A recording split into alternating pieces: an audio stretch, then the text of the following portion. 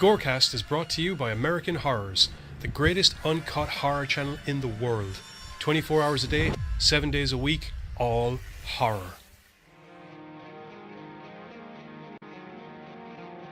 As well as the station of decapitation without your head. America's longest running horror channel, www.withoutyourhead.com. The following program is rated TV MAL. It contains strong language and is intended only for mature audiences. Viewer discretion advised.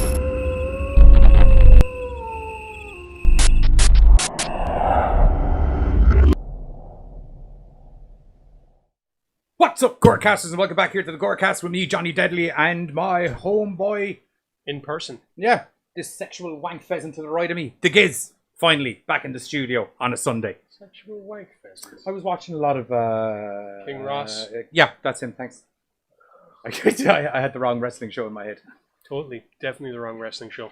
Anyway, yes. I felt it was appropriate. Anyway, we're back in the studio because, well, we decided that it's probably about time that we got back into Well, doing things. Johnny never left the studio. Yes. Okay. Ever. Johnny, I live here now. You've got a sleeping bag over there and everything. There's a little bunk roll, a bed. No, when I was editing the... I don't know if that thing, I just went to sleep in the hallway so I could keep an eye on the rendering. I was going to make a True joke. story. I was going to make a joke about how I wasn't too sure if that was a spilled drink or, you know, your own tears of depression from sleeping in here all the time. No, piss. Anyway,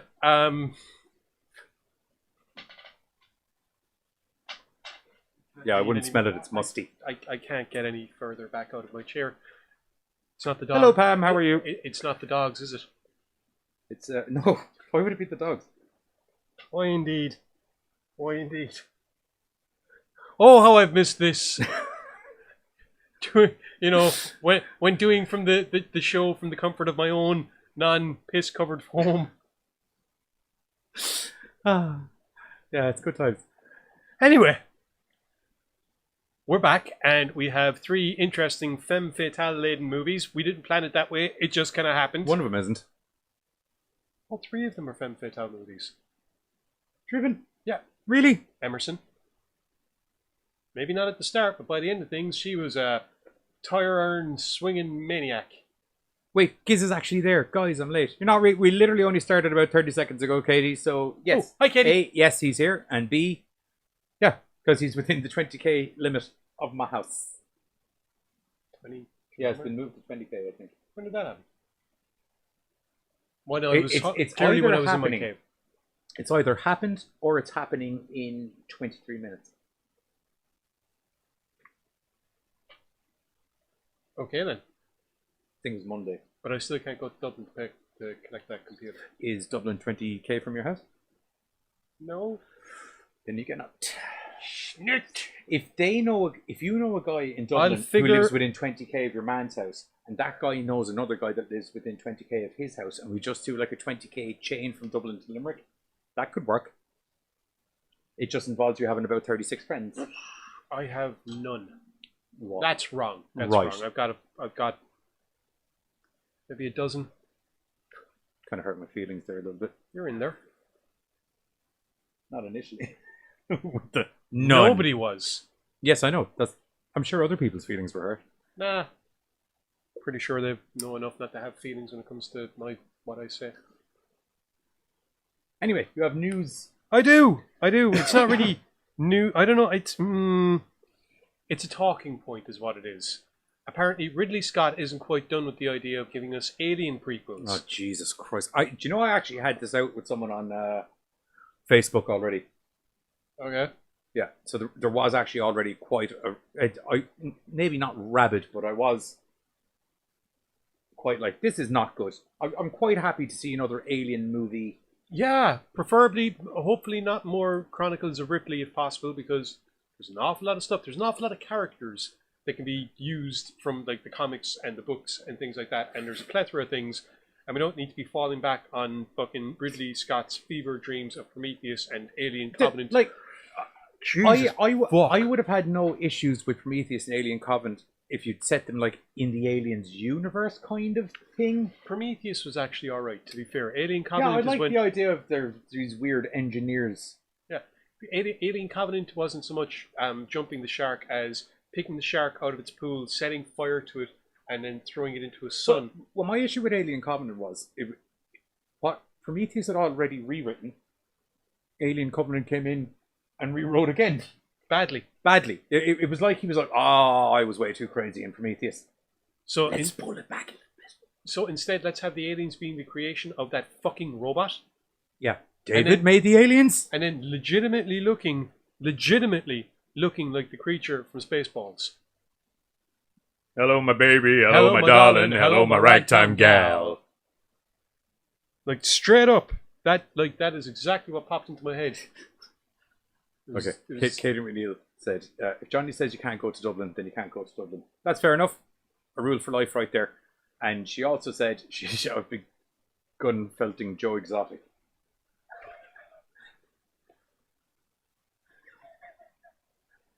Good times. Oh, my word. Good old Joe Exotic. Yeah. I don't know. It's you see, the other side of it is that both of those movies were fine until you start trying to slot them into the world that they're supposed to slot into, and then you're like, this makes no fucking sense. Prometheus was fine. I didn't mind the engineer bit. Fine. Alien Covenant. Prometheus was fine I was like, that's wacky, but I can buy that. Yeah. Yeah. It's not exactly the Alien. It is a similar weapon design. Yeah. The big lads made them. They're like their little attack dogs. Yeah. Yeah. These ones happen to get out of hand, and this shit happened. Yeah. And then all of a sudden, no, actually, they were made by that fucktard robot. Yeah. Nope. Yeah, Ridley. That's what's going on there now. Anyway, with Disney having bought 20th Century Fox along with the rest of the planet, it means that the Alien franchise is in their hands, along with the Predator franchise, despite the Iron Man treatment they tried to give it the last time. There's talks of a Predator cartoon. I saw something rumored about a Predator cartoon from Disney, which is weird because back in the day we were a hair's breadth from getting an Aliens cartoon in the 90s. Like legitimately storyboards. Like a kids cartoon? Storyboards were sorted. It would have been possibly dark as fuck, which is why it got scrapped. Do you remember the toys, the Alien and Predator toys that came out from Canon in the 90s? Do you remember how they had little comic books with them? Yes. Those were lead-ins for a cartoon series that was in development. Right. Whereby you would have had Ripley, Hicks, Apone, Bishop, Vasquez, a bunch of others, and as the toys come out, you would have had them dealing with Predators. But yes, apparently because Disney now own the Predator franchise, we're going to be getting more of those films. Hopefully they will fix things. Whoever added the extra sub there in the last 5 minutes, thanks. I'm assuming you're in the live chat. Drop a hello in the chat there, and we'll give you a shout out. But everything's up in the air, and Ridley Scott is still intent on making more. Oh, and there was also actually prequel movies, and I'm very, very scared about that. Yeah, fact. I'm highly worried. Give me one moment. I just need to. Fracking terrified, man. Just leave it alone. You did something great, and then other people came along and they picked up that greatness and they made it into awesomeness at the highest level. Also, have to give a shout out to Bezzy the Goth for following on YouTube and Instagram, which is nice. I like double follows. Oh, thank cool. you very much. Hello, thank you. I don't know if you're watching right now, but if you are watching at a later date, cheers, cuz. Thank you very much. Thanks. Yeah. Yeah, no, that's the only news bit. Yeah, however, now that I can see that Katie is in the thingy, all the rest of it. Right. I'm intrigued. Ha-ha! Oh, it's wrapped. It is. What is it? Oh, I know what this is. Hang on. Because you might little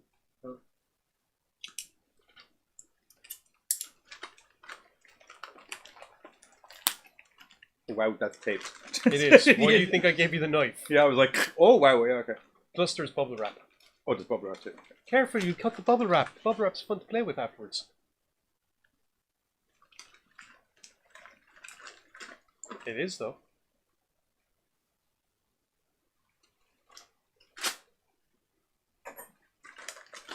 We have been talking about these for a very long time, as you might have seen anyone watching in the chat. Kelty? Katie. Kelty. Yeah, well, she's Irish and she felt, and her name's Katie. Kelty. And She's another Irish, right? yes, Yeah. another prospective website address. Bop, bop, bop, bop, bop. KeltyMcFellsface.com. Now, there you go. Grand unveiling. Drum roll, please. Oh, there's 2 frames. Oh, wow. I thought it was going to be like a...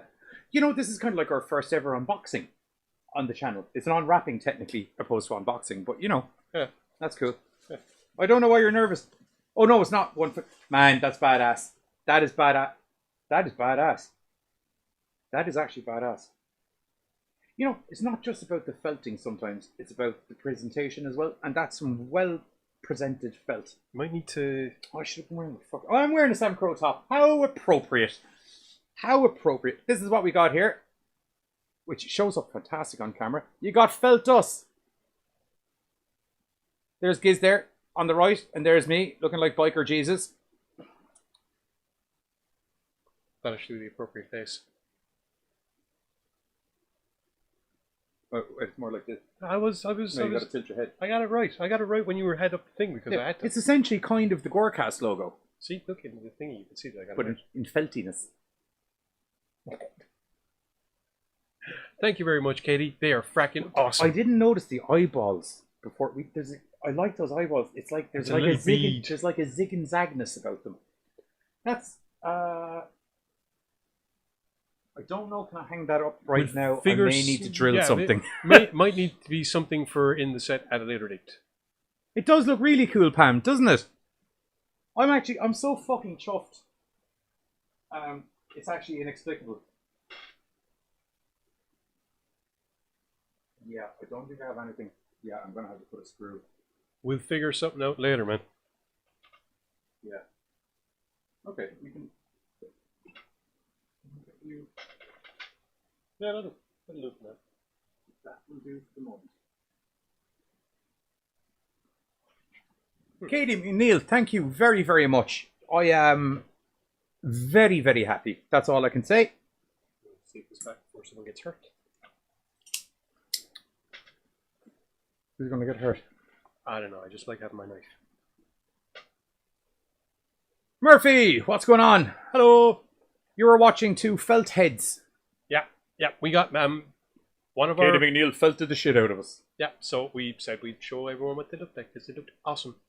Okay. So, shall we crack on with the films? Oh, and just to get Brian back up to scratch with what's going on, we were talking about Ridley Scott. He's going to do another Aliens movie and probably bastardize the story right up the a-hole as he did with the other 2 previous ones. Although I'm happier with those than Predator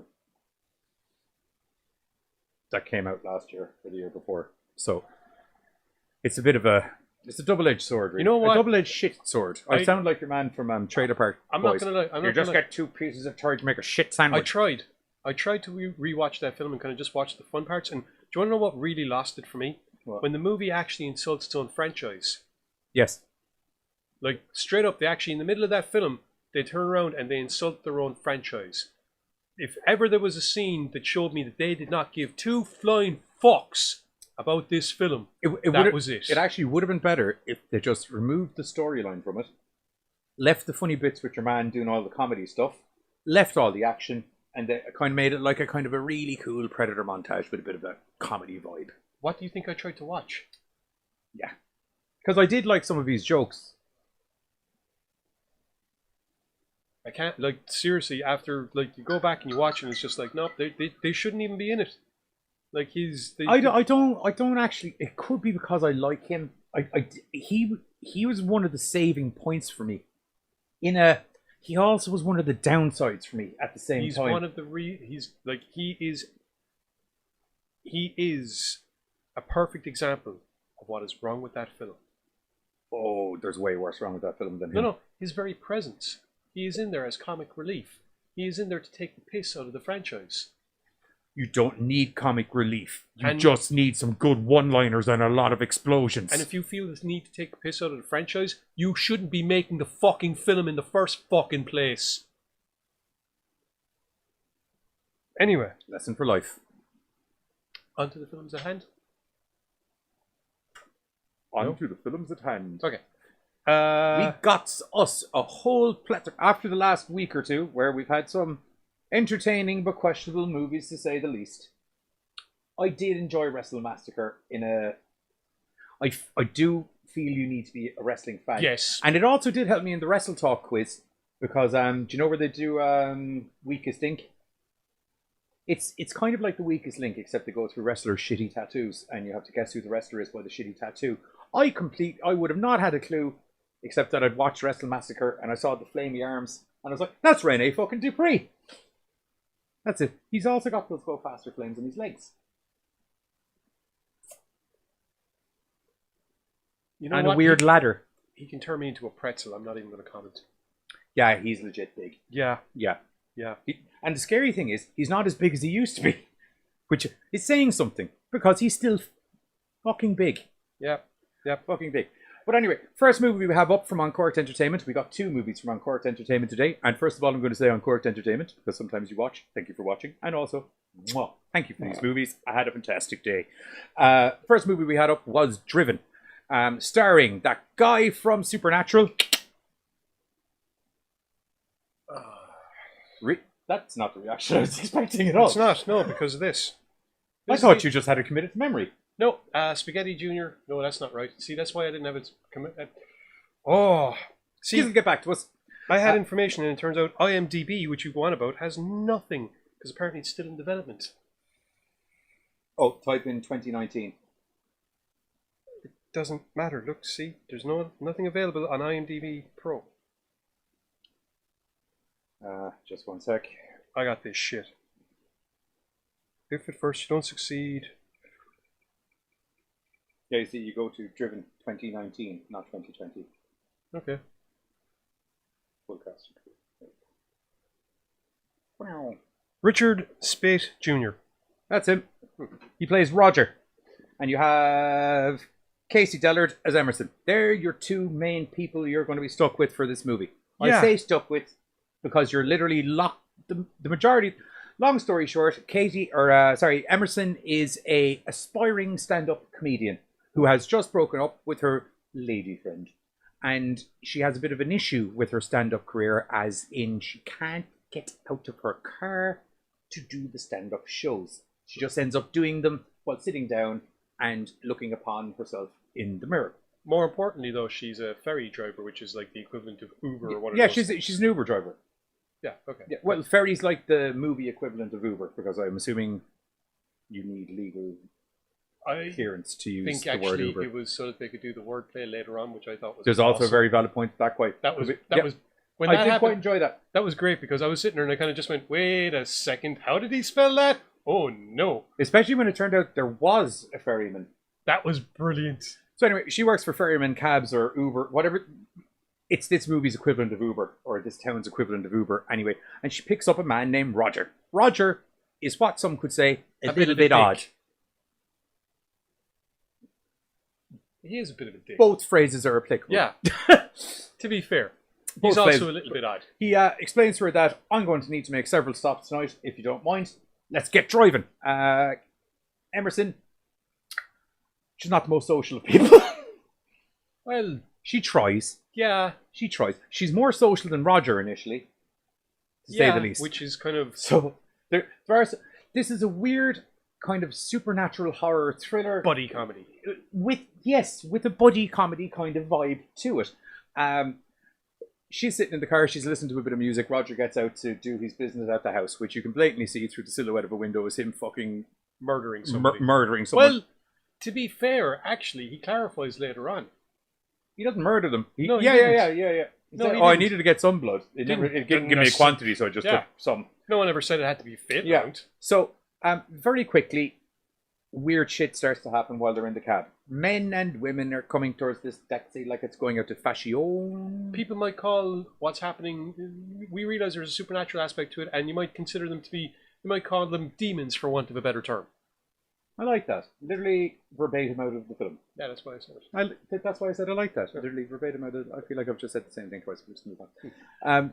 Yeah, so needless to say, it turns out that Roger's family has made a deal with something to get them a wealth of wealthiness. Yeah, and by making that deal, they have opened a doorway to somewhere that's not good.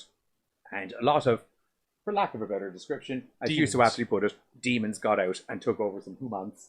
And he's not okay with it. And he's trying to suss them back in the hole. Yeah, basically, his entire raison d'etre is that it's linked into his family. So as far as he's concerned, if his family as long as his family is alive, these things can come up. So as far as he's concerned, he can't have a family until he gets rid of all these things, because then he's just perpetuating this whole cluster. Which, if before any of you in the crowd ask, Emerson did point out, you could, I'm not saying do it, but if you did, and problem solved. Am I correct? Why would he want to do that? Well, he likes life. Yeah, well, no, he had a valid point as well. Why the fuck would I want to do that? Actually, there was. No, she was like, no, it's good like that if shit goes wrong by default. If you, there was another reason why he couldn't do that. Remember? What? No. The uncle or great grandfather, one of them was a man whore. Oh yeah, so he actually doesn't have a clue how many mini Rogers are floating around. There is the very distinct possibility that he's not the last of the bloodline; he's just the last of the legitimate bloodline. Yeah, the actual married bloodline, as opposed to God damn you, Uncle Gary, as opposed to all the little bambinos and bambinettes that may or may not have been spawned by this other guy that just loved going around the place. Yeah. So, the rest of the movie is pretty much one long taxi drive. Yeah, with some, and just to clarify, I am not saying this is a bad thing. I probably would be saying this is a bad thing, but there's such a natural comedic dynamic between Emerson and Roger that it really makes the taxi drives quite entertaining. Yeah, it's basically the entire film takes place over the course of the night, whereby Roger has to convince Emerson to help him, and then there's the whole kind of Emerson being very, very worried at the fact that this guy's covered in blood, and the relationship begins to grow, kind of a friendship thing. Emerson opens up, Roger learns more about her life. Emerson starts learning a little bit more about the crap that Roger's going through. Over the course of the film, we do get some very interesting back and forth dialogue between them. We also get some very cool fucking fights with these, for want of a better term, demons, who insist on possessing authority figures, mainly because once you have an authority figure possessed, you can pretty much get away with doing whatever you want, like that cop that was possessed and they tried to shoot them in the face. We get Roger kind of trying to help Emerson in a little way, because they start talking, they start to become friends, a friendship develops, he starts trying to help her with her problems, she tries to help him deal with demonic issues that he has and the fact that he's a bit of a dickhead sometimes. But most of the time. So he's a bit of a dickhead. Yeah. To be honest. He admits it though. Do you know what I mean? He never tries to be not a dickhead, which is the important thing, I think. Yeah. Overall there's some good gags, there's some very good character development, there's some decent fights, there is an interesting overlying plot. The demons are almost used as kind of a plot device, as an excuse to give us this fun kind of character-driven buddy comedy type situation. Yeah, I hadn't thought of that as a descriptive way of putting it until you said it. But buddy comedy is actually really it's a supernatural thriller at its core with a buddy comedy undertones. Yeah, if I was to describe it like a wine. Okay. But overall, just a fun film to watch. I didn't. Yeah, apologies. I'm still sharing as well as reviewing. Oh, I thought you were. Sorry, I thought you were going to do that during the news, and the reason that you were talking is because you already had it all done. I thought I had it all done, and then I forgot about the social media side completely. And to be blatantly honest, I wasn't going to miss on shitting on Ridley Scott trying to do more Aliens movies. Because, stop it. No. Bad Ridley. Stop it. Bad Ridley. Stop it. Unless you want to go back to the original stuff whereby it was. Unless you want to swap out the D for a P and bring some Ripley shit back. No. I will not hear of it. What? I don't want Ripley back. I wouldn't mind Ripley back. I'd rather. I've always been saying it. Give me another Alien movie. Please don't have it be another Chronicles of Ripley. It doesn't need to be Chronicles of Ripley. No. I don't mean literally. Literally? Yeah, my brain was trying to merge the words literally and Ripley into one. I don't mean literally Ripley, I mean similar scenario. Could be different peeps. Do you get me? Or we could just have full-on colonial wars. That could be interesting as well, yeah. The company done fucked up. What are we going to do? Send in the Marines. They keep getting eaten. Send in more Marines. They got melted. Send in all the Marines. No more Marines. Kind of how it went in the comics, actually. Yeah. We got this. How many we got left? We got 50. There was one where they had developed acid-resistant suits. Keyword there. Keyword. Acid resistant, not acid repellent. Proof.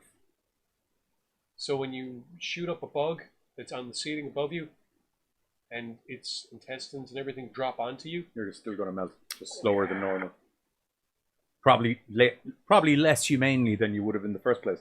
yeah, Because at least when they hit your stuff in the first place, it's pretty much instantaneous. there was one guy just got showered in alien everything. It was just, these suits do nothing. Well, when you get showered in Midnight Horror TV, what is up? Hello. And welcome. Welcome. Yeah, when you get showered in anything alien, it's not fun. No, because it tends to be highly acidic and face melty. This is where some Star Trek fans going to just post a picture of Kirk in the chat and be like, I think you'll find this man will disagree. Yes, well, we all disagree when there's Orion slave girls on the line, but unfortunately those bitches will get in and dig in their hooks, and no matter how much fun it is, you're the one that ends up with an implant in your neck. We won't talk about implants in necks at the moment because that's going to be a thing soon, I think. Yeah. Yeah, that's worrying. You want to get rid of the virus? Let me inject you with computer chips. Oh, cool, thanks, great, yeah, cool, thanks, Bill Gates. Cheers, thanks for that. Good times. Mad for it. Anyway, getting back to the subject at hand, as we said, Driven is a fun, buddy comedy-esque supernatural thriller with, I've forgotten his name already. Who, Roger? It's Richard Speight. Junior. I didn't want to say Richard because we had a Roger. Speight? And I thought Speight. I was getting... Speight? One of them. Yeah. He's in Supernatural. He's Gabriel. I love him. Which is what had me in the second that it popped up, just like, it's Gabriel. Oh, this is gonna be fun. He's a smart arse. This is gonna be fun. And it was. Will we move on to some trailer? Yeah, what did you think of the movie overall? Actually, because we just kind of did our little plot synopsis there. I'll be honest. Yeah, it was fun. It was perhaps one of the reasons why I gave it so much time at first was the fact that Robert Speight was in it. Yeah, and it was just a case of as soon as I saw him, I went, "Oh, this is actually that was a pleasant surprise. That was unexpected. I wasn't expecting to see Gabriel from Supernatural in a film.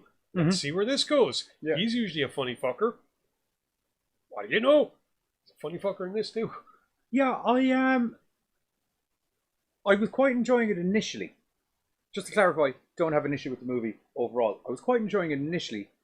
Then the buddy drama stuff started to kick off, and I was like, this is going a bit of a weird direction. And then I quite enjoyed the direction that it started going. And then I was like, oh, we're back on track with the supernatural stuff now. And now I actually feel a little more involved with the characters after getting a bit of the backstory.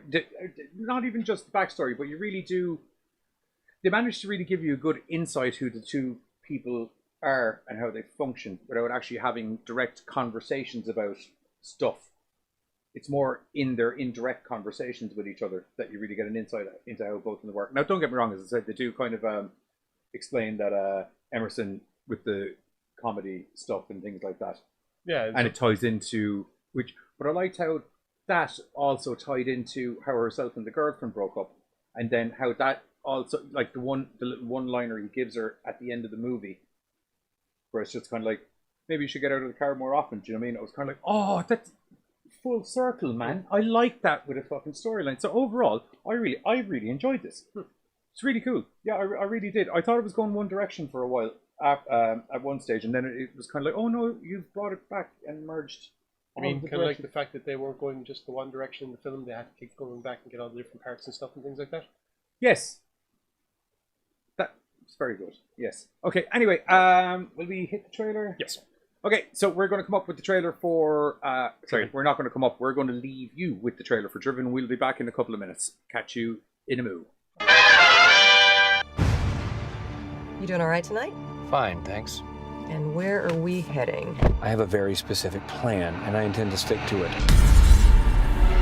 Done. On to the next address. How many more stops did you say? Start driving. Sure, the thing is... Now! What was that? It was a demon, for the lack of a better term. And now I lost my talisman, and I'm just really playing everything by ear here. No. I should have thrown you out of my car as soon as you got rude about the radio. But you didn't, because there's something inside of you that is called to help me. Get out of the car. You sensed the need to serve a greater good, and you answered it. Get out of my car! You're an essential part of this. And you're still giving me a big tip. If we live through this, you won't care about any of those things anymore. Yes, I will. Fine. Yeah, I know how things get at night here. Don't trust anyone. Imagine that. I have spent years of my life trying to rid the world of these things. I can't believe I've hit 2 people with a tire iron.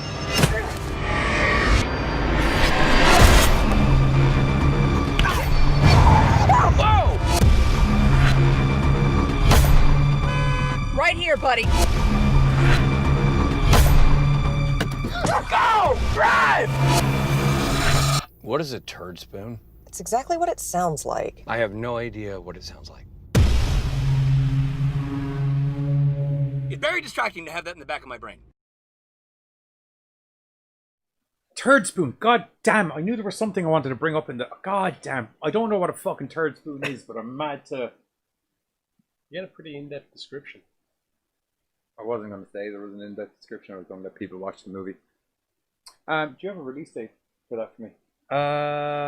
No. I'll check it up there. You keep talking there for a second, and I'll pull it up because I feel I'll be quicker.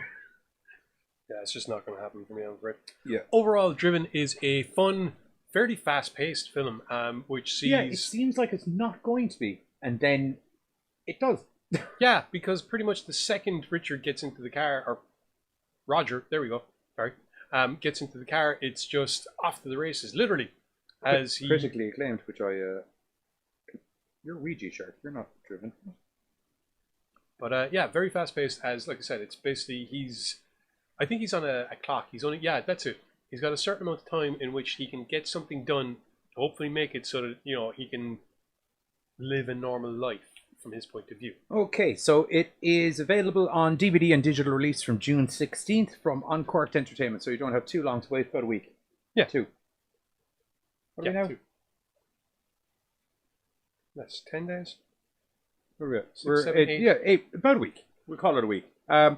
Yeah, look, while everyone's still kind of semi-quarantining and things like that, definitely worth a watch.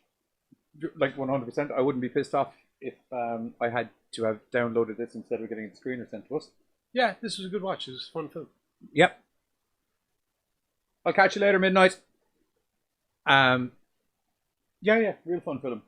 Anyway, next up we have this was funny story. As I was watching this, I was like, "Giz is gonna fucking love this movie." This was my kind of film. We have the dinner party, starring kind of nearly uncorked alum now at this stage. Very much so. Because wasn't there's a couple of them wasn't that were in Don't the Kill hunting It grounds. uncorked as well? Don't Kill It? Yeah. It might have been. That was a long time ago. I'm just trying to think because like we got a screener for Don't Kill It. We nearly got Lundgren. We did actually. We nearly got Lundgren for an interview, Yeah. except it fell through. I won't lie to you. I don't think it fell through. I think I may have full disclosure. I may have fanboyed out on a He-Man level that put them off. Quite possibly. This is why I don't talk to people because I know it will happen. Yeah. Probably where I mentioned that I was like, he doesn't mind if we bring up He-Man in the email was probably like because I need to. You can't have the Lundgren on and not talk about fucking He-Man. Pretty sure. It's like if you had your one from Friends on. Why would you talk about Friends when you can talk about He-Man? It took me a second to realize. Yeah, I know. It took me a second to kind of go, who the, what the, oh yeah, I forgot. And actually wasn't... Herself and Tom Paris. Wasn't Arquette in it as well? No. Tom Paris from Star Trek by Voyager. Thank you. That's it. Sorry, no. I had a funny feeling they were in some other movie that wasn't Scream together. I thought it was that one. Anyway, no. on to the film at hand. No, as I said it, I was like, no. Dinner party sees, let's see now, Jeff and Haley. There we go. Haha. Yeah, Jeff is an aspiring playwright. Yeah, and he has a killer play, pardon the pun, in his possession. And he's gone to this rich, kind of elite dinner party full of rich people who are very, very hard to get access to, but love funding projects and help produce the arts. So Richard is coming in there. Richard is coming in there. No, Jeff. Jeff was coming in there hoping to get some monies for his play. Yep. But unfortunately, it turns out they're a raging bunch of lunatics who have no Some of them are a raging bunch of lunatics. Some of them have a deeper, darker secret. I'm doing this weird English accent because it actually matches in tone with the movie. Yep, straight away we can tell that Jeff is an asshole. Yes. Now, Yeah. I say this as, like, one of the things that... Jeff has taken advantage of the fact that Haley is a vulnerable person. Yes. And rather than supporting her and, being the kind of proper caregiver that someone in his position should be, No, he's become decided like to be an her abusive asshole. Yeah, and be her drug administrator, thus keeping her on the hook. Yeah. Because myself and Pam were actually talking about this. It was kind of like, does she actually need those pills? Or is it just something he's keeping her fucking dibbing-dabbing on? Probably. The point is that he is just, he's not, he should not be a Yes, caregiver. Miles Doliak is the guy, what I like to call the Encore alum, because every fucking wicked horror movie we've had in. He wrote and directed this film. Did he? But didn't he also write and direct? Hunting Grounds? Yeah. Possibly. I'll tell you what, you been a while keep, since I you checked. keep doing the... Yeah. For Anyway, one moment, and I'll just double check that. So, like I said, Jeff has he hasn't coerced Haley, but you can tell straight away that, like, it's all about him. He's making sure that she's, looking pretty and that she's got the right attitude because these are important people and he wants to Hallowed impress Ground, them. by the way, not Hunting Ground. No, is it? Yeah. Okay. I have it here. Okay, no, my bad. But yeah, so he's keen to impress. Now, this party is being hosted by Vincent, as being played by Miles Doliak. Yeah, I think he actually also wrote and directed this because he's the one who wrote the synopsis for the movie. Okay, on it. Cool. So, yeah, dude, well done, because that's two seriously high-powered pieces of horror that you've handed in to us. Yep. That have been starred in, directed in, and produced by, and yowza. Yeah. Great. Yeah. Great stuff. Anyway, as I was saying, the party is being hosted by Vincent, along with his friends. Pam says Joffrey is a dick. He is. Yeah. Along with his friends Sebastian, Carmine, Agatha, and Sadie. Yeah. Now, these are all very... Wackier, crazy. These are all highly influential people. Agatha is a famous novelist. I believe Sebastian or something had helped to fund a few plays, and Sadie is supposedly a playwright in her own right. I think you just said Sadie. And there's also a doctor. That's Vincent, isn't he? No, Vincent is the English guy. The doctor is Carmine. Ah, yes. Okay, Carmine's the doctor. Yeah, okay. Yeah. Vincent, I don't know what the fuck Vincent Sorry, is. Carmine's the host. So Dr. Yeah, Carmine's the host. Yeah, Vincent is the guest with the English accent. Yeah, he's a member of the dinner party. Can I say, quite believable English accent. Yeah. He's a member of the dinner party. Now, straight away we can tell that there's something up because these preparations are a little bit odd, before people arrive. When Sebastian first answered the door, he basically puts it on that he has no idea who the fuck Jeff and Haley are, what the hell they're doing here, why can't these peasants get themselves off my property? And you kind of feel that maybe it's a test to see if maybe, Jeff actually has the chutzpah to go ahead and really make a play and try and get these, to really want to impress these people, to kind of show that they can't just be one of these people that's put down. At least that was the vibe that I got out of it. Mm-hmm. So, sure enough, he goes up and he rings the doorbell again. This time Sebastian answers the door in a great big demonic mask and tries to freak them out. So, it's an interesting start to things. Yeah, but it turns out he's just trying to do a joke. Yeah. Maybe. Maybe. Everyone sits down to dinner. Yeah. Some wine is being doled out. Some stories are being told. Yes, that's one of the most interesting things about the dinner party is the amount of time it's taken. It's clear straight away that Jeff, while he's there to try and impress, clearly he is not the one that people are automatically enamored with. No, they seem quite overtaken by Haley. Yeah, her apparent vulnerability, and more importantly, it's weird, man. It's weird, but automatically, I kind of got the sense from a lot of the characters that they're there to empower Haley and do a better job of helping her than her fiancé ever possibly could. You know? Yes, I would agree. I would totally agree with that. Sadie automatically takes a liking to her. In fact, at one point when an inexplicable liking. Yeah, at one point when she walks in and kind of asks, or she walks into a room and asks, "Are you okay?" Jeff automatically responds, and Sadie turns around and goes, "I wasn't talking to you," which was great. Like even at the very start, Vincent, when he meets them first, Jeff's like, "Oh, it's really nice to meet you," and he just like, and then he's like, "And you are," and then it's like the hand out, and he does the kiss, but he won't even acknowledge Jeffrey's existence because he's a cunt. Yeah, everything is being done to ease Haley more into things than anything else. Jeff, they couldn't give a flying fornication about, but Haley, very interesting. And Jeff's a footnote. Yeah, and when Haley starts to speak up, when she starts to kind of come out of her shell a little bit, this starts to piss off Jeff. Muchos.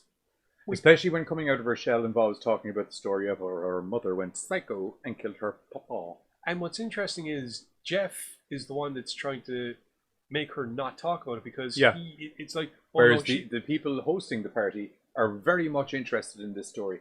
Tell us all of it. Yeah, it's like they kind of knew, in a way. They nearly brought it out of her during the dinner party conversation. Yeah, and what's interesting is then you get kind of a bit of a bonding happening between some of the other members of the dinner party and Haley, as one or two of them recount tales of their own which were just as traumatic. And in Carmine's own words, we all have our scars. Some of us just hide them better. And I thought that was really, really well done. It was very interesting to have this openness about very traumatic things that have happened. And once again, to get the feeling that this is almost like a support group in a way. And the reason that they are so off-put by Jeff's presence is that he is clearly an abuser taking advantage of somebody in a fragile condition. Oh, 100%. And not just taking advantage of them. He's 100% controlling that girl. Like when she even remotely, they go to have a private chat, shall we say, at one stage after she reveals the story of her mother. At which point Jeff, the minute to get out of sight of everyone, pins her up to a wall by her fucking neck, and it's just like, "What did I tell you about acting fucking weird?" So, needless to say, as you've probably gathered, stuff happens to Jeff, and you're very much You're looking forward to it. Yeah, you're preconditioned to... Within about 15 minutes of the movie, you're already like, man, I hope this asshole fucking gets it. Yeah. And holy moly, does he. Without getting super, super into the plot, because I don't want to super ruin this for people, because it's great. Yeah, let's just say that Haley is given a glimpse into all of the characters of the people at the dinner party. Yeah. They have, as you might have gathered by the way we've been talking, there's obviously some much darker connotations and darker ideas as to why they want Haley here. Well, why they wanted Jeff there as well, to be fair. Well, Jeff was, yes. So, yes, Jeff was to suit the needs of two people there. Yeah. Haley's to suit the needs of others. Well, to be fair, I think the situation with Haley was kind of just... I don't think it was as coincidental? Planned. To a degree. Yeah. I think that, they're all... Or was it? Because I won't lie to you, Sadie... I think they're all very, very quick off the mark in recognizing certain character types. Okay. Speaking from personal experience, and I know this is going to make me sound horrible, but it's one of the reasons why I didn't like Jeff, because as far as I was concerned, he was doing it all wrong, and he should have been supportive of her, because when you can tell when someone is fragile. The whole predator-prey thing, the submissive, the dom thing. And I feel that every single member of the dinner party worked in that way. They could tell that Sadie was someone who was vulnerable, who was possibly easily manipulated, and who potentially had the ability to come out of her shell in a massive way and be her own person if given the right opportunity. Yeah, and as you get further into the story, you realize that there's something that they did see in Sadie, and you, boy oh boy. No, boy. In Haley. Haley, sorry. In Haley. Yeah. Boy oh boy. Was it a hoot? Yeah, it's great. This is a goddamn gore fest. It's shot. You literally took the words out of my mouth. Like the color grading on it's amazing. This is such, and the same with Driven. No. The not Hunting. You have Hallowed Grounds. Hallowed Grounds. Thanks. You have Hunting Ground in my head. Same with Hallowed Grounds. It's such a 100% like full blown theater release level quality. Story is amazing. Acting really good. Haley's brilliant. She is. Sadie brilliant. Fantastic. And not trying to schmooze. Fair dues to Jeff. For pulling off. Because normally pulling off a character that I genuinely wanted to kill. Yeah, you really want to smack the fuck out of him. No, I agree. I admit, for me, personal reasons why someone like that I would want to, because I'm just looking at him kind of going, guys like you give the rest of us a bad fucking name. You know, the fucking 50 Shades of Shite bollocks. I just wanted to smack the fuck out of him because my mama raised me good. Well, there's that too. I mean, it's part of it. Where was I? I really liked the way they shot the action in this was bloody great. Yeah, I really liked the opera stuff. Mm-hmm. They do a lot in regards, and it's the entire film, because of the characters, because of the elitism that you're supposed to be presented with. The entire film does have a quality of class to it, which is enhanced by the fact that civility. Yes. Yeah. Well, especially in the case of Carmine. Yeah. I really enjoyed the Carmine scene. Yeah, I really liked the when they started talking about the operas and their favorite ones, and when they go into the detail of the stories, and it kind of works as an analogy in a way for the film itself. Yeah. The character of Haley primarily, because they're talking about all these different tragedies, and you can look at her as being a tragic character that you want to root for.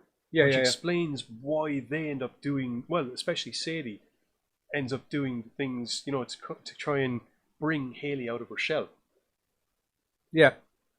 But it's just overall it's an awesome film. Really fun. Something for every dark fucker. Like, as I said, I really enjoyed the Carmine scene. I just thought the kind of the chat between them was great. But the one that I like proper had me like, what in the fuck is going on?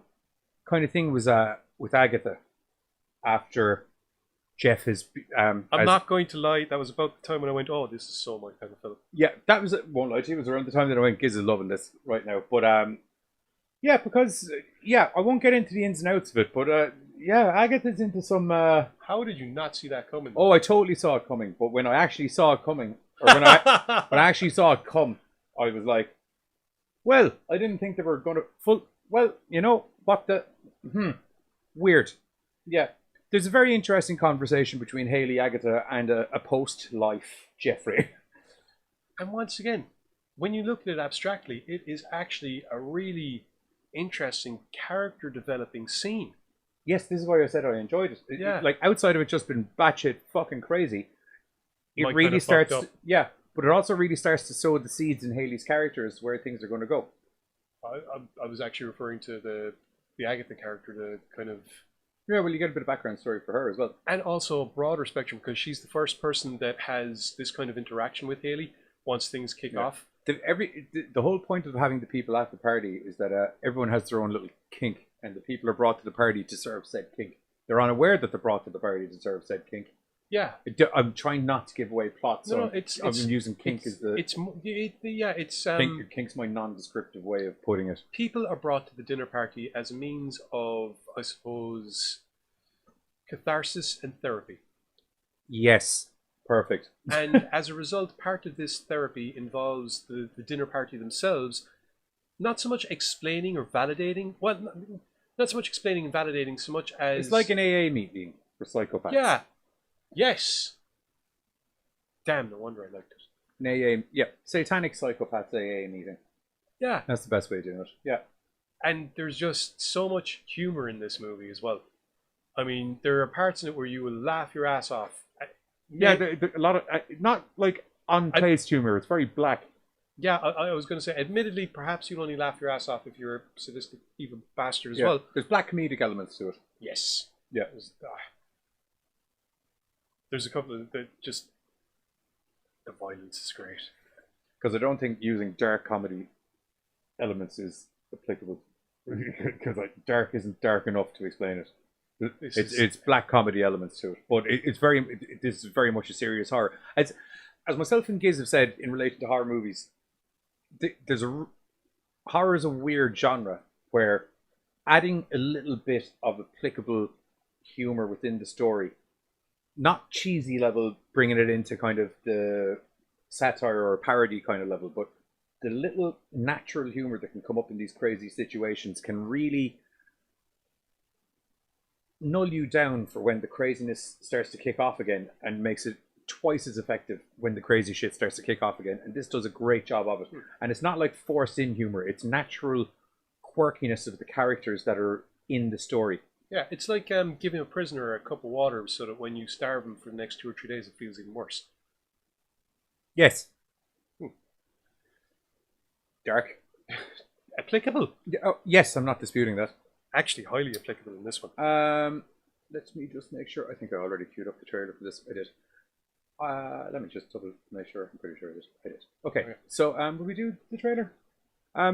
So obviously myself and Giz enjoyed the movie. This was just this is out. So much Sorry, fun. actually, before we go, I know we'll do the trailer and I can pull it up while we're on the trailer. Okay, so we'll be back after the trailer for the dinner party.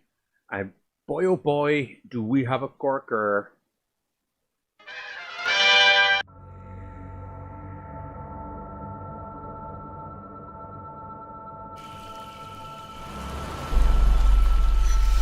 How you feeling? We got this. I got this. You know, these people at this party, they got Henrik Shepard's last 3 plays produced. All I need is the first one. Come in. Make yourselves at home in the room to your right. If we impress these people, my play is headed straight for Broadway. This house is so weird. You don't look comfortable.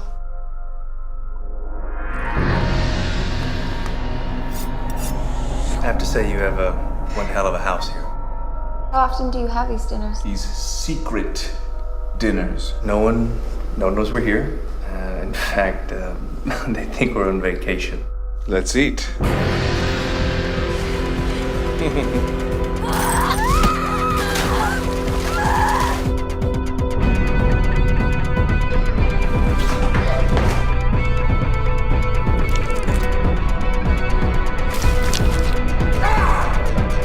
You'll feel better soon, darling.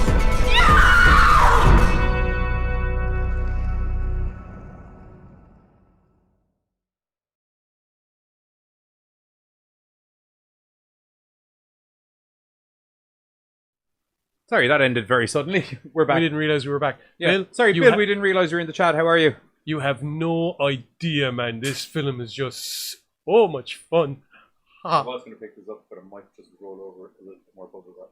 What? Oh.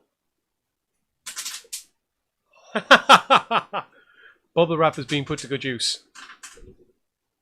Oh, baby. Did you already announce the release date for this before we went into the trailer, or? No. I'll do it now. Okay. Yep, right now. 1 sec. 2 seconds. Doing it now. Okay.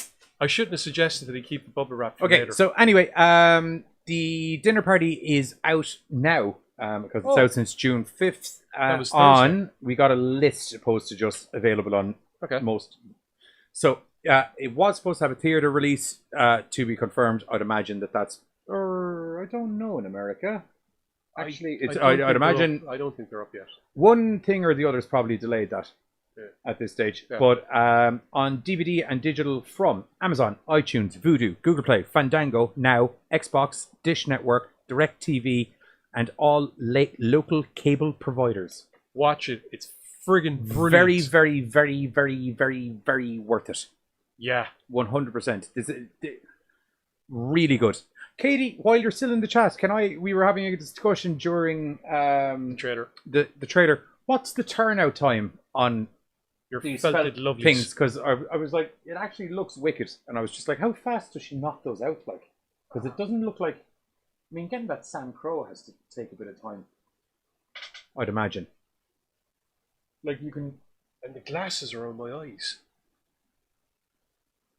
Yeah. And they look like Zig and Zag, which I'm so It's fucking brilliant. happy about. It's not even funny. Anyway, last movie we have up. Oh boy. Yowza. Yeah. Yowza. I might as well do this now because I'll forget otherwise. It's out on Amazon Prime now. If you are sick of listening to us talk, go to Amazon Prime and get it now. I paid $6.99 on the rental, and if memory serves me correctly, it's tenner or something to buy. Digital copy, obviously not hard copy. Yeah.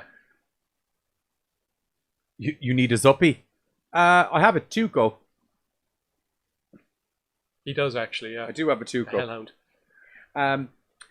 Next movie we have up, starring... I won't even get into this part of the fucking story. First, it's called Becky. It tells the story of a father and his daughter who are taking a trip up to their cabin with his new fiancée and her son, who Becky does not get along with, as her mum had died... About a year ago. Is it that recently? Joel McHale, you dirty fuck. To be fair, you get the impression she was sick for a very long time. I'll let it slide, Joel McHale. Mostly because I like you. He was really good in Community. Okay. It was only when you reminded me about Santa Clarita Diet. Community was the one with Chevy Chase in it. Did I see that? It's a TV series. Oh, no. It's very funny. They go up to the cabin, and they're supposed to be spending the weekend at the cabin or a week or whatever it is. Blah, blah, blah, blah. Unfortunately for them, Kevin James, that's right, that Kevin James, as in King of Queens Kevin James, here comes the boom Kevin James. I'm not at the museum. Yeah. Kevin James. No. Hitch Kevin James. That one. Load of films that I haven't and seen. TV series. Big, lovable, cuddly Kevin James is a neo-Nazi gang leader who's got hidden treasures within the house that they've gone up to stay in, and he's a coming to get them. And he's got that large French lad from Sherlock Holmes. Robert Millet. That's the one. So big. He's freaking huge. Like, so big. Like, he's so big that even my fiance said it while we were watching the movie, that she was like, you can even tell that guy's huge just by his voice. He's got that voice. Like, I know I have a deep voice, but that guy's got that, like, I am a E5-4-bum. I'ma eat you. Yeah. Yeah. Yep. But, yeah, so they have basically bust out of prison. What's his name? Blondie? I'm not entirely sure what that's in relation to. I'm going to have to ask you to elaborate in the chat there, Bill, when you get a chance. Myself and Giz is confused. Did we make a good, the bad, and the ugly joke at any point? Was there a remake of that? No. Was he in some cowboy? Maybe it's a Kevin James thing. Maybe it's just a Bill being weird thing. These things happen as well. Yeah, quite possibly. Oh, you have no idea, dude. The Cthulhu games, that mad bastard. Anyway, back to the film at hand. They're an hour and a half to do each felt head. Huh. Oh. That's not as knock 'em out of the park as I... God, thank you. That's 3 hours of GoreCast related. See, the other side of it is that I knew that she was also kind of doing them while watching and listening to stuff as well. I named my dog Tuco because of Breaking Bad. Yeah. Oh! Now I get it. Tuco, the good, the bad. Yeah, okay, yes. Oh, okay. No. He's Tuco It's Tuco Salamanca from Breaking Bad. Yeah, wrong Tuco, dude. Wrong Tuco. That explains it. Okay. I knew Billy wasn't just crazy. So anyway, Kevin James, crazy neo-Nazi gang leader. He's got your man and two other dudes who Cole and Dominic. Yeah. No, sorry. Cole and Jeff? What's Kevin James's character's name? Dominic. And what's the big guy's name? Apex. Okay. And then, may I see this for a moment? Yeah, they don't actually. Decipher everything. No, there's no sign of Yeah, no. Yeah, there's no names. But there should be another guy at least. Remember, there's orange camo and there's Baldy. Yeah, okay. So you have Dominic in Apex and you have Useless 1 and Useless 2 because that's the only way I can describe them because they're fucking useless. Not as in actors, but as in effective gang members. Yeah, really good actors as effective gang members. Fucking useless. One's trigger happy, the other one's a muppet. Yes. I'll always remember the lake with you, and you're like, oh god, there's no way that it's going to be. Oh no, it is. It is. But to be fair, they then did something fun at the lake. Yes, they did. So anyway, as I said, everyone lands at the cabin. Becky has had an argument with her father because don't you try and replace my mom, and she's gone off running into the woods. In that time, Dominic has shown up at the front door looking for his Rottweiler that's gone missing. Then there's a very interesting conversation and kind of applicable with the times that we're in at the moment about the thoroughbredness of the Rottweiler. I'm sure from the neo-Nazi part of the story that I mentioned earlier, you can figure out where that conversation's going. And he holds Joel McHale, i.e. Jeff, and Jeff's fiancée and the son hostage while they go rummaging around this house for the key. Unfortunately, Becky is the lady with the key, and unfortunately, she's a fucking psychopath. No, that's not an unfortunate thing at all. No, unfortunately for them, she's a fucking psychopath. Yeah. So, Kevin McAllister wouldn't get a fucking look This is literally... do you know the way myself and Giz have had that theory for years that the Kevin collector... McAllister became the collector? Yeah. Or the collector is based on Kevin McAllister. One or the other. Do you know, just extreme Home Alone. This is extreme... No. This is Teenage Rambo. Yes. This is Teenage Rambo. No, except Rambo... First Blood. Rambo's not a psycho, though. What the fuck do you think the definition of a trained soldier is? Oh, no, but you see... More importantly... No. I'm gonna have to put my foot down. I admit, what she has naturally, John Rambo had to have trained into him. No, I'm not talking about the naturalness of it. John Rambo does things because he's in war scenarios and they have to be done. Young Becky, don't get me wrong, she's essentially in a war scenario herself and things have to be done, but Becky's got that glint in her eye. Rambo doesn't have that glint in her eye. His eye. It depends on whose neck he's breaking. True, but... My initial point was, how she goes about things is not Home Alone style, it is Rambo First Fucking Blood style. Yes, there's no intention to just maim, it's definitely kill. More than that, you are being hunted. What do you do? The really good thing, the one thing Becky knows full well is that people are not suspecting of a young girl like herself, because she's only about 13 or 14 in this, to be a fucking psycho killer. And she uses that very much to her advantage. Using herself as young, adorable female bait, not in a sexy way, as in like a, vulnerable, I'm so weak. young and helpless, oh, please don't hurt me. Oh no, I've fallen face first in a big bed of fucking nails over a tripwire that you set up for me to land on. That kind of thing. With an improvisation... Just in case you thought it was like a hard candy kind of scenario that was going on. With a weapon improvisation that truly had me going, yes! Becky proves that, it's not size or age, it's actually viciousness that matters, and an imagination for violence, which this young lady has in fracking spades.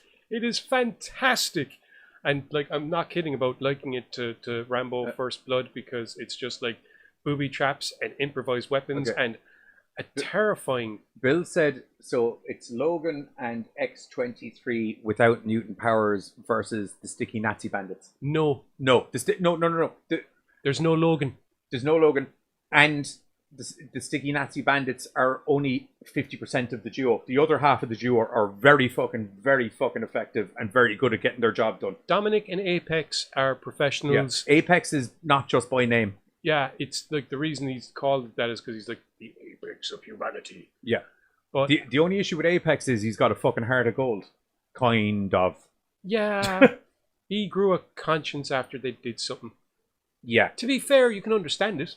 Perfectly understand it. In fact, we won't get into what that is, but they've gone on a killing level that a lot of people aren't willing to go across the line of. Yeah. Would be the most non-descriptive way, but yet descriptive way of putting it. This film is a very intelligent, violent, and fast-paced story. And fantastically dialogue-driven.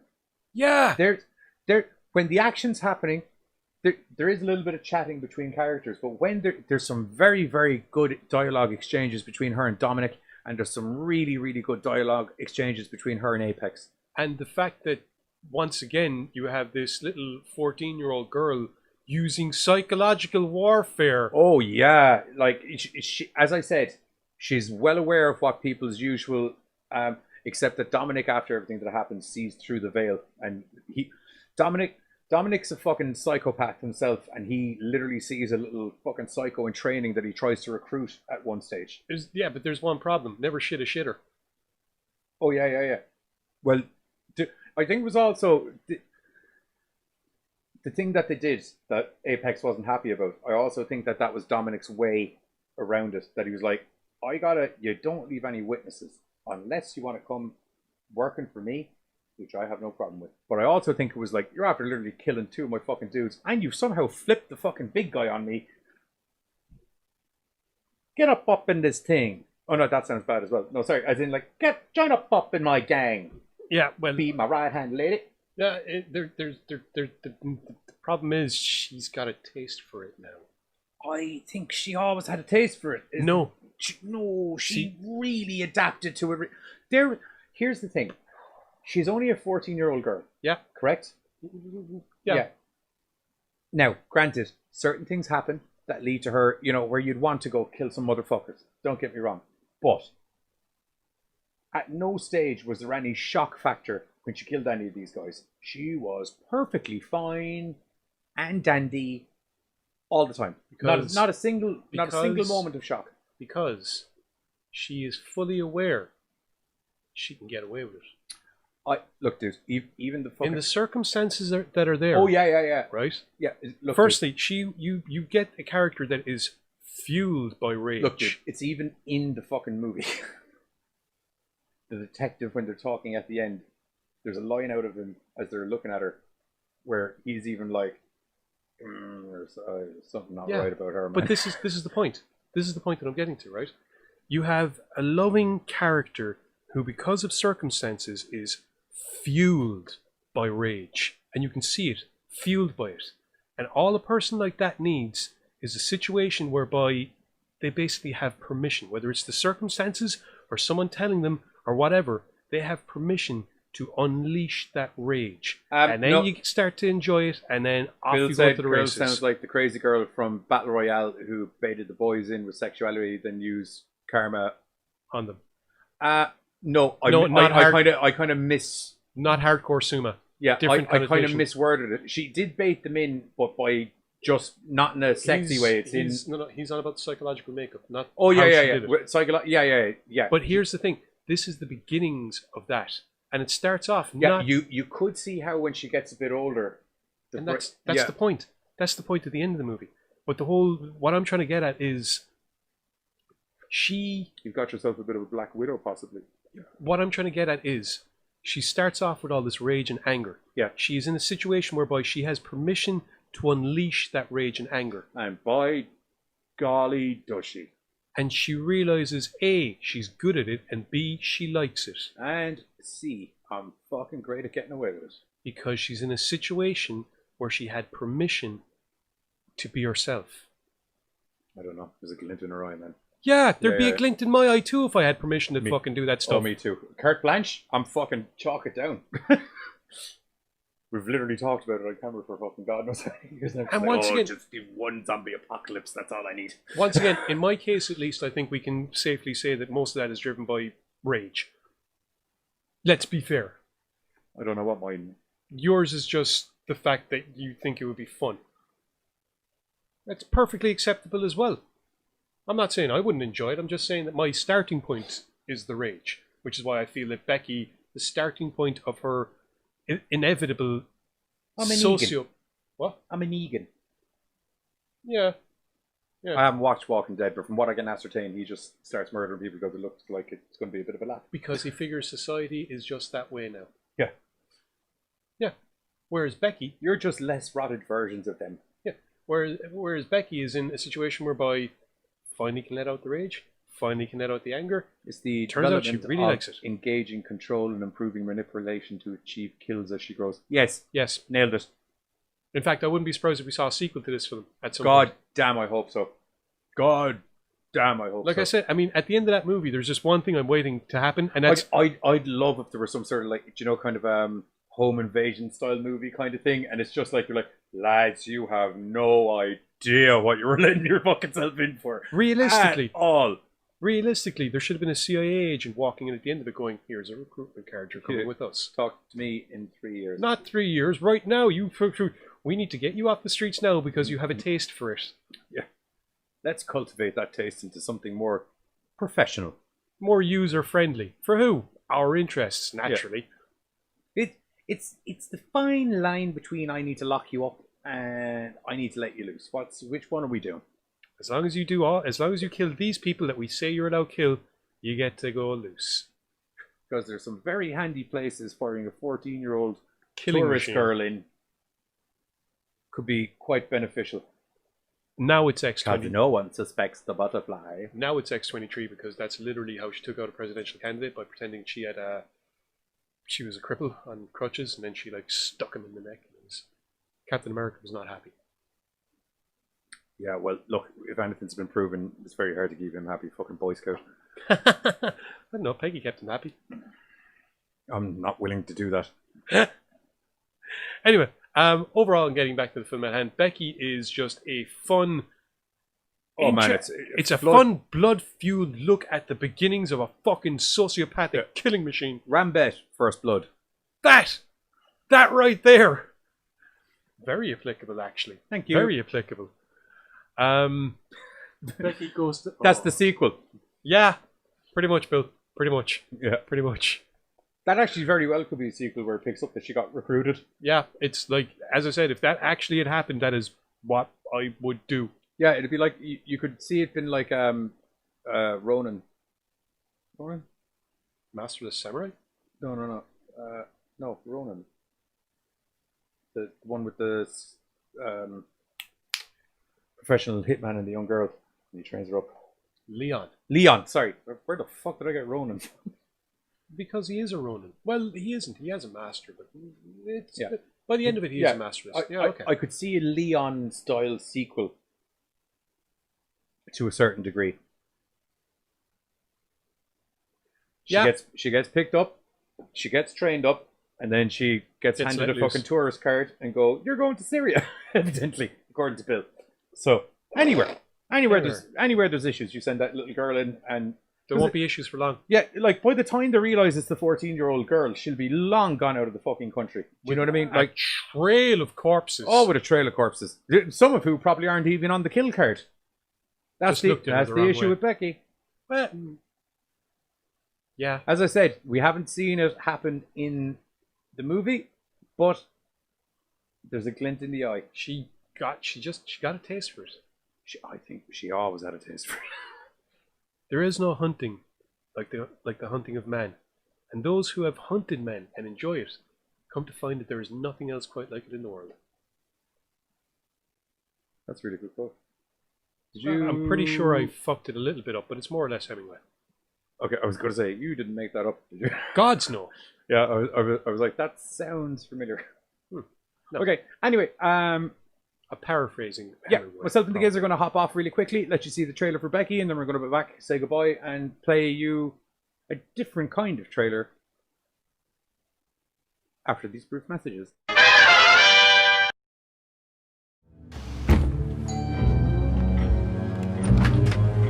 Hello. Stay calm. Where's Becky? Wait! Hello, Becky. That little bitch is in the woods out there. Get the fuck outside and grab her. Into the line, little fucker.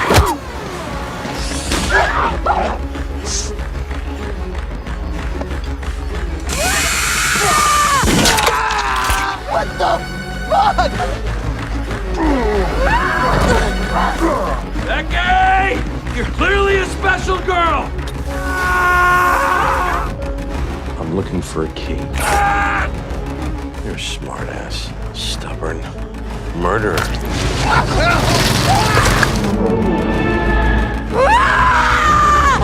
Do you remember what happened? I'm sorry. I need you to tell Becky to come back. Becky is as strong-willed and vindictive as they come, so good luck.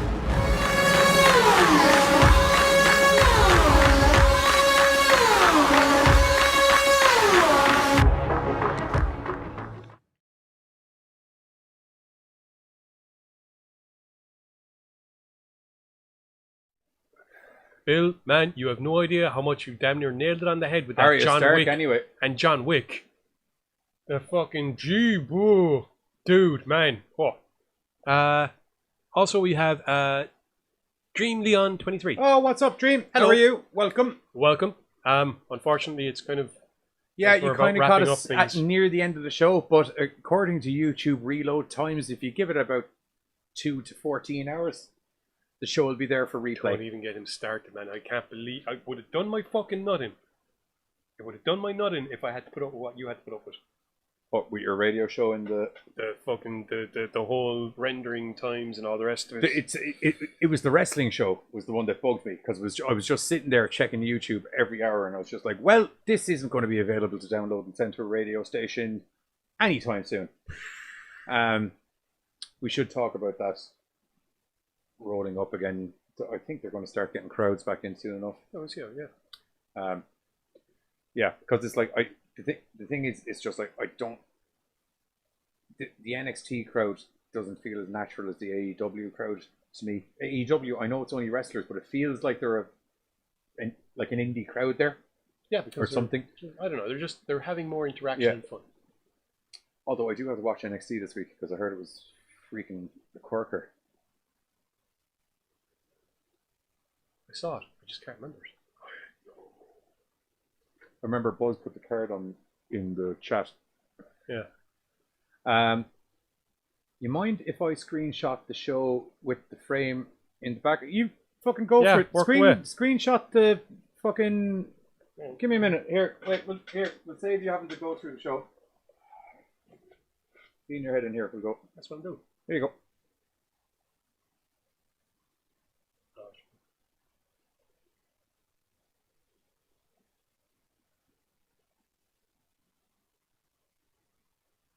Do one more.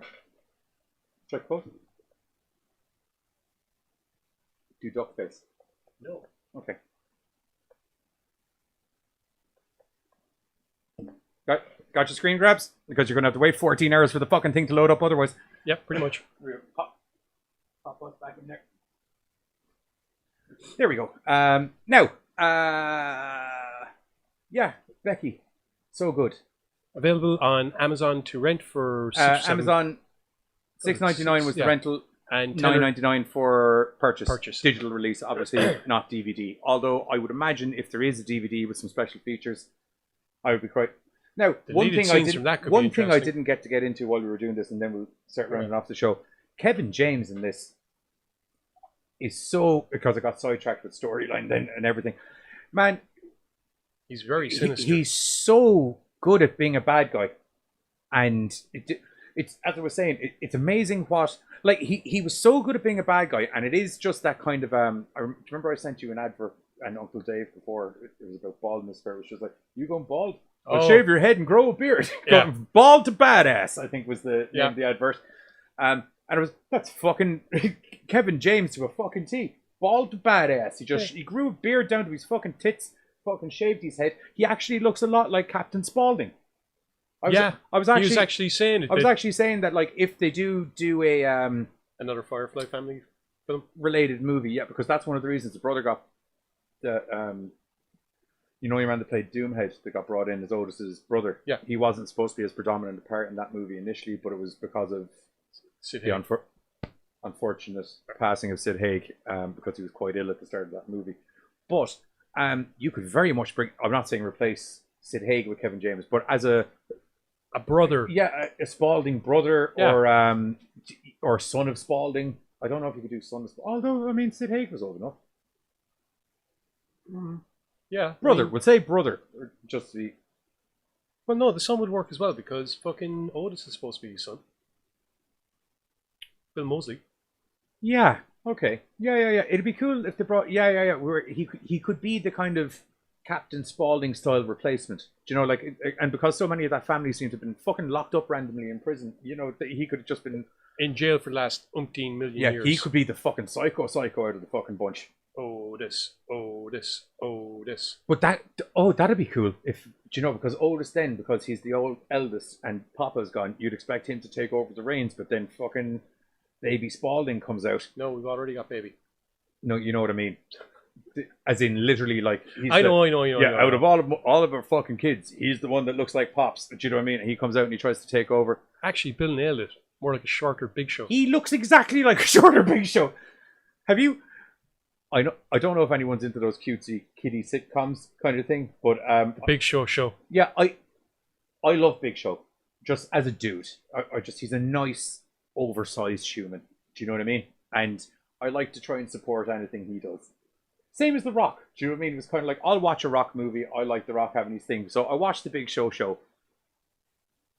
I did slightly die inside while watching it, but for what it is, it's quite funny. And there's enough little WWE. There's a very funny, he brings his wife on this romantic cruise kind of thing, but it's like a WWE funded cruise. So like he ends up, the wife goes off because she has to do work or something like that. It's like himself and Mark Henry end up doing all the activities he has arranged for himself. It's very funny.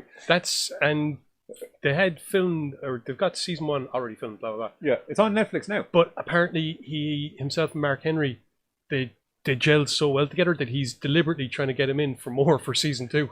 Dude, there was, when himself and the wife eventually get to have, like, I think it's like a romantic dinner or something. Oh, who is it? I can't remember what fucking, it's some Backstreet Boys song that is like himself and the wife's song. But Mark Henry, Mick Foley, and I can't remember who the third guy is. Oh, it's fucking, is it Al Snow? I don't think it was Al Snow. No, it wasn't Al Snow. You're right. Rikishi. That's it. It was Rikishi. Yeah, it's Mark Henry, Mick Foley, and Rikishi serenading Big Show. It's fucking. As a wrestling fan, there's enough kind of wrestling gags in there. It's like Full House for wrestling fans. Yeah. Do you know what I mean? And the daughter, he's got like an evil genius daughter, which is quite entertaining as well. Just briefly, did you see him in Burn Notice? Big Show? Yeah. No. It was very funny seeing little Fiona Gillan threatening the fuck out of him, and like I can understand how she's a little feminine ball of fury. Plus, she was holding a shotgun. Anyway, got sidetracked there a little bit.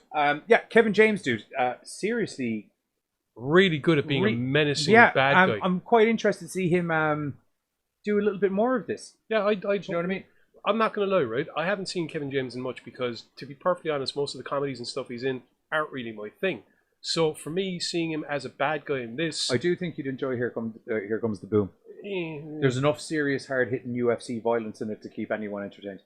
Potentially, yeah. Anyway, and especially the fact that he's a legit fucking martial artist. Like he can fuck cunts up. Point was going to be that for me, perhaps this wasn't as much of a shock to see him being a good bad guy. Oh, it was a fucking shocker to me. I hadn't been preconditioned to seeing him as a comedy actor. When you said said we should rent Becky, I was like, oh, cool, or whatever. I hadn't, like, the name hadn't registered with me, and then when I looked up the trailer, I was like, oh my god, I saw this in fucking Bloody Disgusting or something. I was like, need to see this. That's what got me.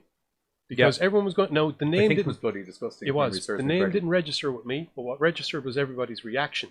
And more actually, when I read a quick synopsis of the story, I was like, ooh, this looks like our kind of fun. He's never done a serious role. I'll be honest, the way I see it, that's like remember how I've said that it's difficult for me to take Chris Rock seriously when he's being in a serious role?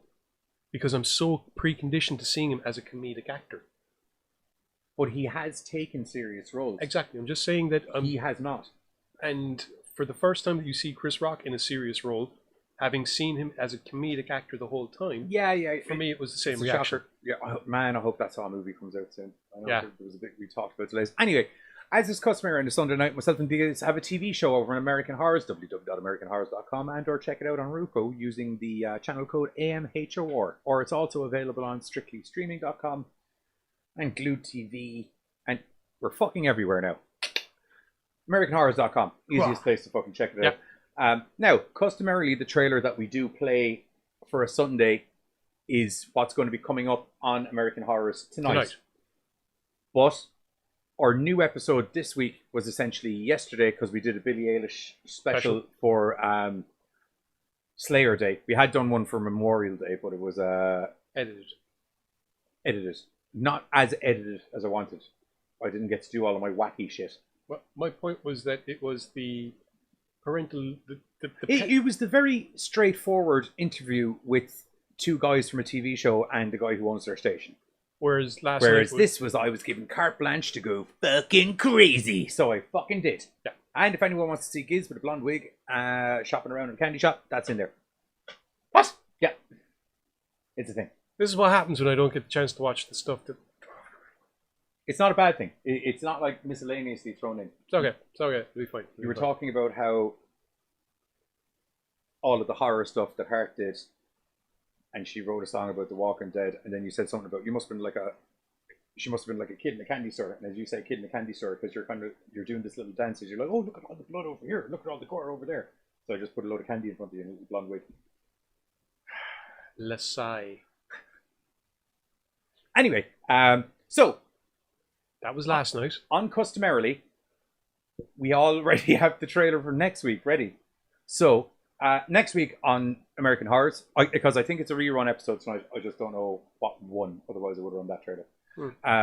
But on American Horrors next Sunday, myself and the Giz took a little trip to the Outlook Hotel. Well, by trip, I mean Giz teleported me there, and by Outlook Hotel, I mean I fucking hated it. Oops. Where we did a bit of research, and myself and the Giz are going to be reviewing / historically talking about The Shining, Stanley Kubrick's one, and Dr. Sleep. Because one is very close to the book that it's written about, and the other one is not. Yeah. Well, the only difference with Dr. Sleep from the book is the ending, because they use that to retcon the ending in the... Kind of, yeah. Yeah. Anyway, here's the trailer for myself and Giz reviewing the Dr. Sleep and Shining movies. And other than that, myself and the Giz will catch you next week, where we're going to be talking about some other sort of mad horror bollocks. I have an idea. I'll talk to you about it later. No, you can have it on air if you want. Horror-themed episodes from TV shows. Horror-themed episodes from TV shows. As in TV shows that aren't normally horror, but might have the odd horror aspect, and an episode which focuses on that aspect. I'm okay with that. Okay, cool. Do you have any suggestions? There's at least one Doctor Who, and I figure if you're up... Sour Patch Kids.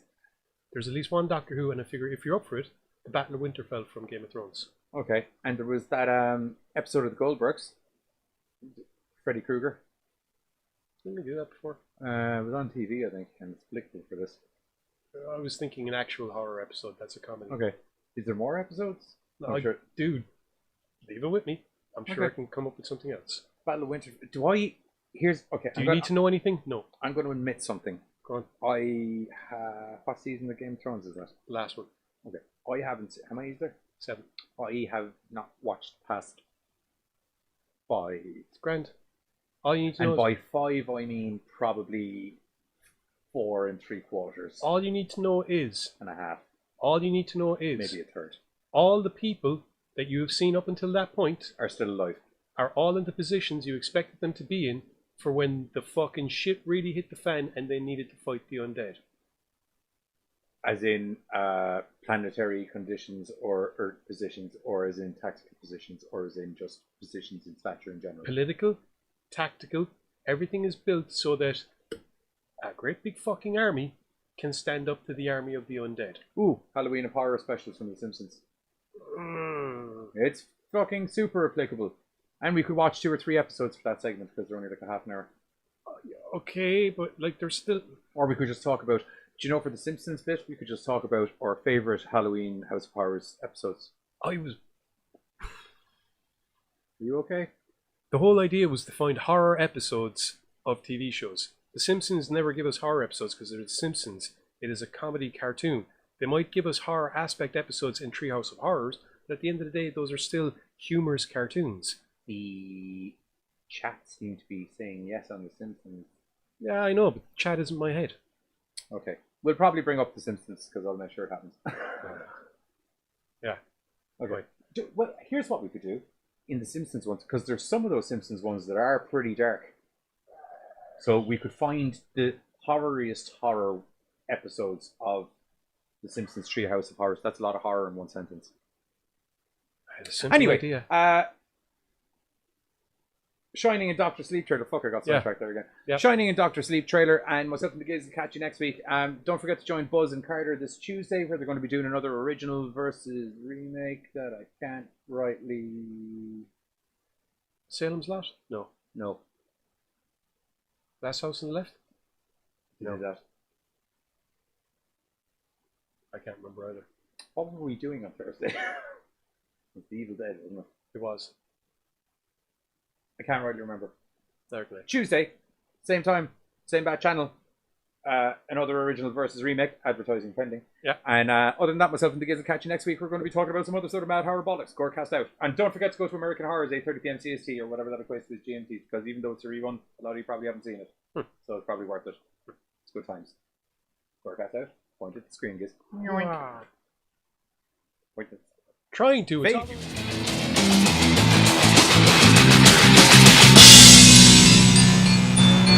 Holy frack! Did you see what's happening in Korea? Yeah, dude, it's all over the news. It's crazy. Who would have thought the whole world could get put on lockdown? Yeah, I mean, people getting sick, people dying, people coming back from the dead and eating others at nighttime or when it's cold or something like that. Wait, what are you... That sounds like... Still like pissed off about that whole accident last week. Look, I am, yeah. I'm sorry, okay? It was a simple mistake, alright? A simple mistake. A simple mistake. Yeah. 4 days on a frickin' island getting chased by a guy in a purple fucking leotard is not a simple mistake. Or fun. Did you know it was originally supposed to be a red leotard? I don't care if it was originally supposed to be red. It's red now, and that's all that matters. Yeah, by the end of it, you made a pretty good job. Yeah, you can... Okay, look, I swear, right? This time, I'll make it up to you, okay? I got another idea for a vacation spot. Don't worry, I have a whole new way of doing the spell. It won't fuck up this time. I promise. It'll be good, okay? Trust me. I feel you're talking bollocks. It'll be fine. Okay, so. I don't like this. Stop it. Power of the Abyss. Stop it. Where for you, Stop the it. light of the sun is pining. Stop it. Open a portal. Stop where it. for us, it Stop is the shining. Stop it.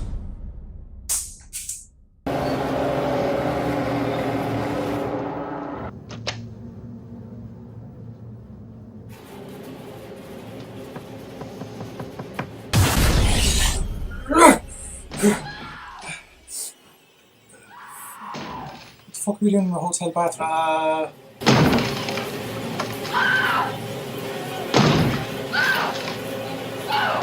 Who's that screaming chick? I have no idea.